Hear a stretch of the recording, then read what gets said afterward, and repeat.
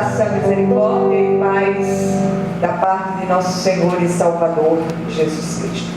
Somos poucos, mas o Senhor diz que onde houver 2 ou 3 reunidos, no nome dEle, ali Ele estará presente. E a gente tem certeza absoluta que o Senhor está no nosso meio. Amém?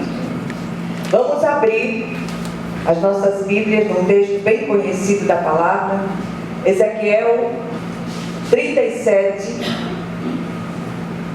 Ezequiel 37, a partir do versículo 1. É um texto bem conhecido da palavra, mas o desejo do nosso coração é trazer à igreja uma palavra de encorajamento. 37 de Ezequiel, a partir do versículo 1, diz assim a palavra do Senhor: Veio sobre mim a mão do Senhor, Ele me levou pelo Espírito do Senhor e me deixou no meio de um vale que estava cheio de ossos, e me fez andar ao redor deles. Eram muito numerosos na superfície do vale e estavam sequíssimos.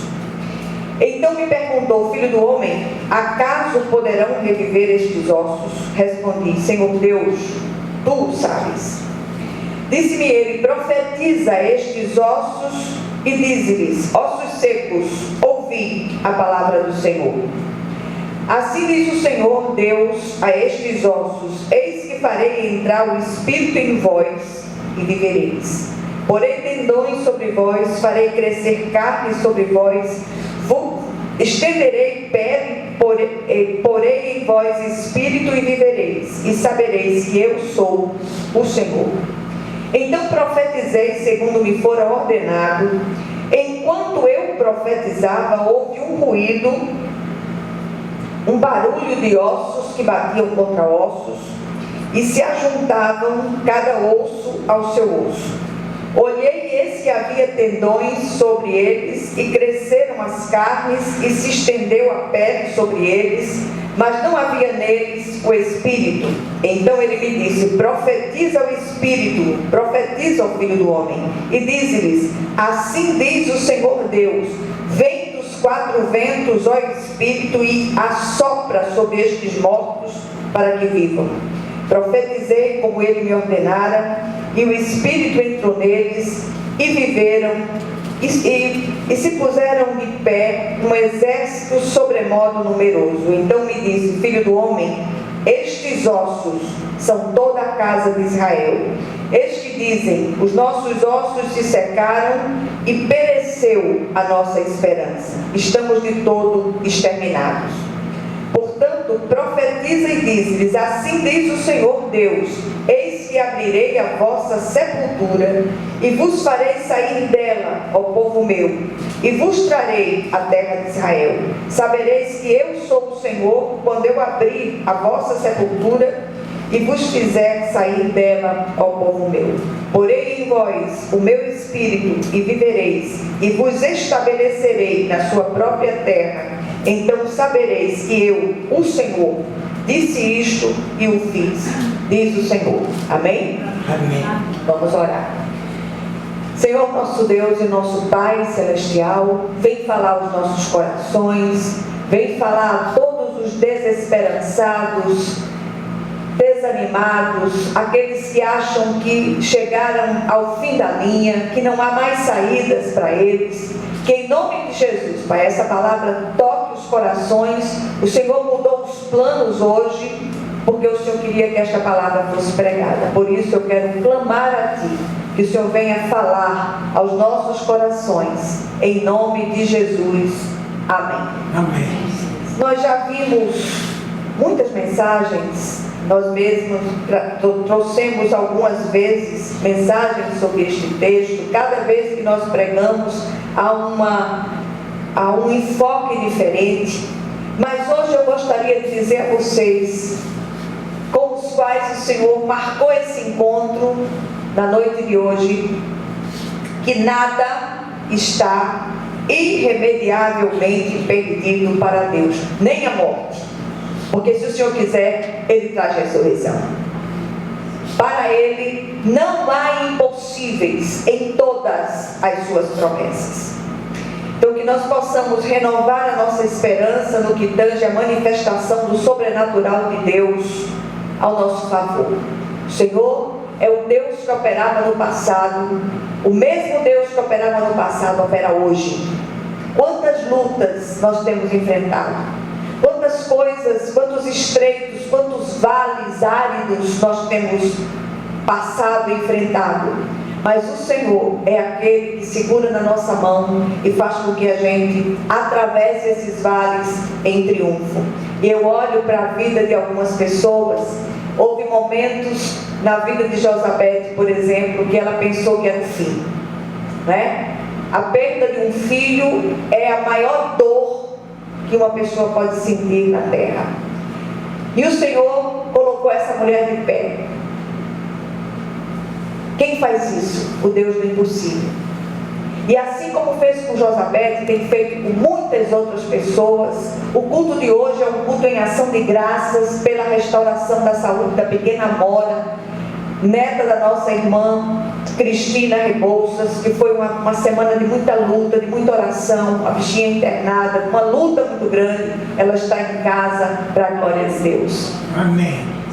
O livro do profeta Ezequiel, é interessante ler todo o livro, é cheio de visões, parábolas vivas, usadas por Deus para ministrar de forma sobrenatural e espetacular ao seu povo, exatamente no meio do cativeiro, sob o jugo de Babilônia. Quantos em nosso meio estão vivendo um tipo de jugo, um tipo de cativeiro? E o Senhor é o Deus que liberta, é o Deus que restaura, é o Deus que muda histórias. Interessante, quando a gente está estudando a palavra, o nome dos profetas, o nome das pessoas que estão ministrando, tem sempre um significado bíblico. E Ezequiel significa Deus fortalece. Foi exatamente isso que o Senhor fez, mandando o profeta levar uma palavra de ânimo àqueles cativos. Tanto os atos proféticos quanto as visões e parábolas sempre foram de difícil compreensão. Se o Senhor não abrir o nosso entendimento, a gente não consegue compreender. Então, no texto que lemos, o Espírito de Deus conduziu o profeta através de uma visão das mais aterradoras. E a gente diz, meu Deus, por que o Senhor não levou Ezequiel? Ele já tão abatido de espírito, já tão contaminado pela dor vigente. Por que ele não levou o profeta para um lugar aprazível? O Senhor sabe, Senhor Deus, tu sabes. E ali ele leva Ezequiel para um vale de ossos sequíssimos, branqueados pelo sol, espalhados pelo chão. Eram esqueletos de cadáveres já decompostos, já devorados pelas aves de rapina e os animais carniceiros. O Senhor deseja trazer ao seu povo oprimido, espiritualmente morto e subjugado, uma mensagem de esperança. Sinceramente, essa não é uma visão que nenhum de nós queria ter. Mas aguarda um momentinho. Apesar de vivermos em um tempo no qual as pessoas são atraídas por cenários de tragédias, os jornais entram nas nossas casas trazendo o relatório do adversário, tudo aquilo que ele fez, todas as desgraças que ele fez durante o dia. Os jornais da noite mostram com uma força muito grande, e essas coisas entram na nossa casa. A mídia lança dentro de nossas salas, com o nosso consentimento, não só fatos como filmes, mas muitas vezes filmes de tragédias, séries com tragédias cada vez piores. E há momentos em nossa jornada cristã que somos inclinados a desistir de tudo. Isso acontece tanto pessoalmente quanto em termos nacionais, quando temos experimentado nos últimos tempos uma sensação muito grande de desamparo, as instituições cada vez menos confiáveis, e nós olhamos para a situação vigente, precisamos tirar os olhos delas e colocá-los em Deus, no autor e consumador da nossa fé. Então, isso, o Senhor fez com o profeta, em meio a tudo que estava acontecendo. Ele leva o profeta àquele vale de ossos secos e vê o que Deus pode e é capaz de fazer. E o profeta foi levado para ali em visões de Deus. O povo de Deus estava debaixo do jugo de Babilônia, havia desistido de Deus, desistido das suas promessas, voltado as costas para Deus, em detestável desobediência e apostasia. Outro profeta traz também uma visão bastante realista desse episódio, é o profeta Jeremias, no livro das Lamentações, que chega a ser chamado de cântico fúnebre para o funeral da nação. Quando as nossas impossibilidades, elas chegam ao topo, ao ápice, nos lembramos do cativeiro judeu em Babilônia. E redescobriremos a esperança. O Deus que agiu ali pode agir hoje sim, em nome de Jesus. Talvez seja difícil para nós que experimentamos a bênção de viver num país livre, por enquanto, compreender as dores e desolações de um cativeiro. Ali só se pensa numa coisa: liberdade, dia e noite. Quando ela não vem, fica só a tristeza, a dor, o luto, o medo, a desesperança, a desolação e a morte. Era a situação do povo de Deus no meio daquele cativeiro. O povo chegou a dizer: perdeu-se a nossa esperança, não há mais em quem confiar.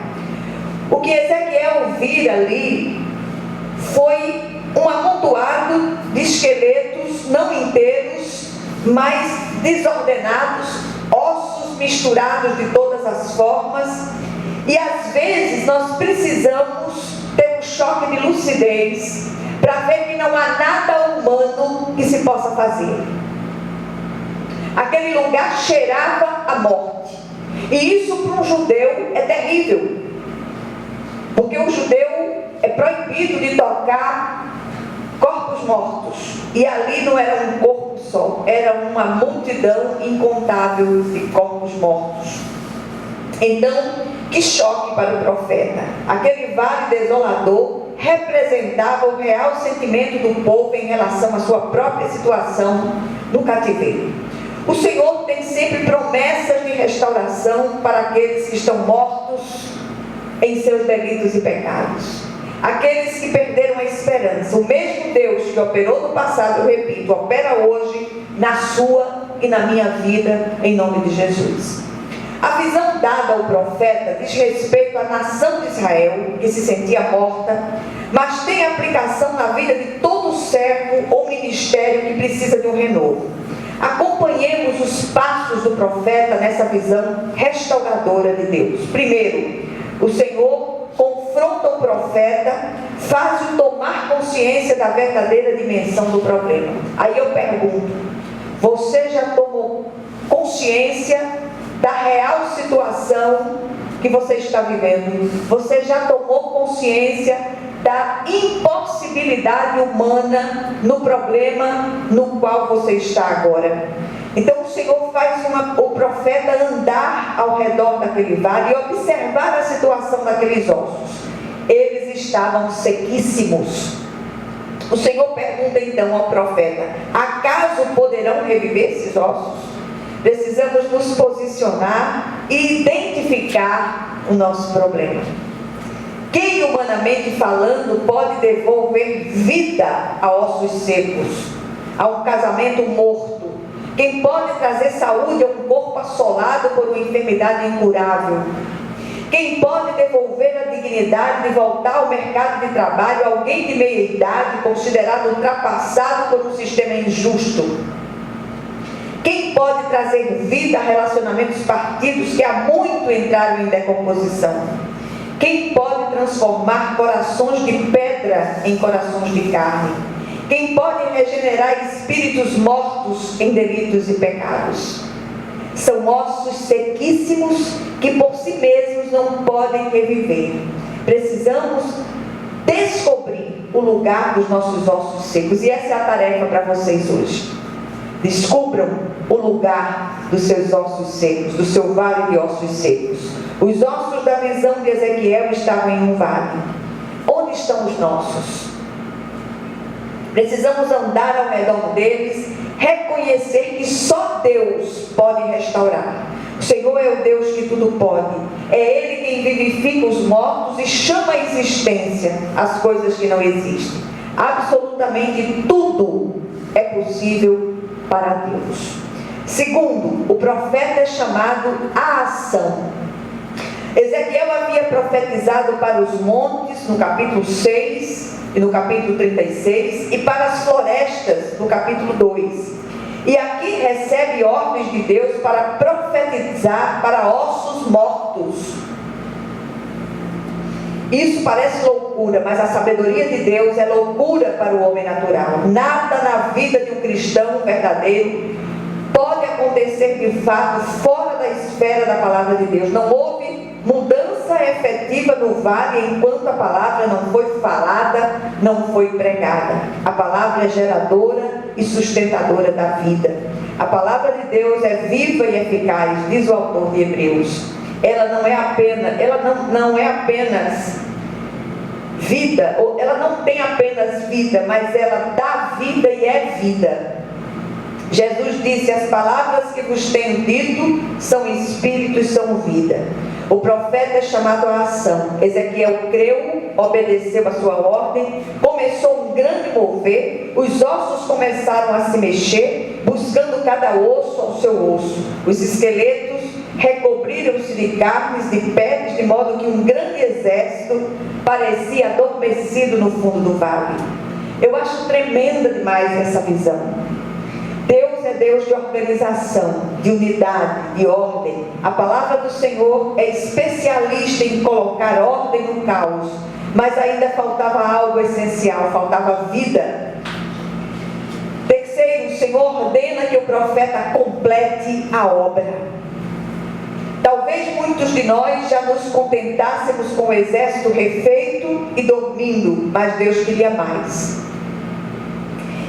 Que a obra fosse completada. Para isso foi necessário perseverança para ir até o fim. O Senhor instruiu o seu profeta como deveria agir para completar a obra. Quando Ezequiel, mais uma vez em obediência, proferiu a palavra viva de Deus, então o Espírito, o fôlego de Deus entrou nos corpos adormecidos. Eles adquiriram vida e se colocaram de pé, um exército sobremodo numeroso. Quantas vezes se tentou aniquilar com a nação de Israel? E o Senhor vivificou a nação todas as vezes. O versículo 11 diz que esse vale é toda a casa de Israel que dizia: os nossos ossos secaram e pereceu a nossa esperança. Estamos de todo exterminados. Quantos de nós não temos dito algo parecido? Mas hoje, o mesmo Espírito que soprou nos dias de Ezequiel, trazendo vida àquele vale de ossos sequíssimos, quer operar no seu vale também. Que o Senhor, Ele aplique a porção da palavra dEle às nossas vidas, aos nossos corações, aos nossos vales de ossos sequíssimos. Em nome de Jesus. Amém.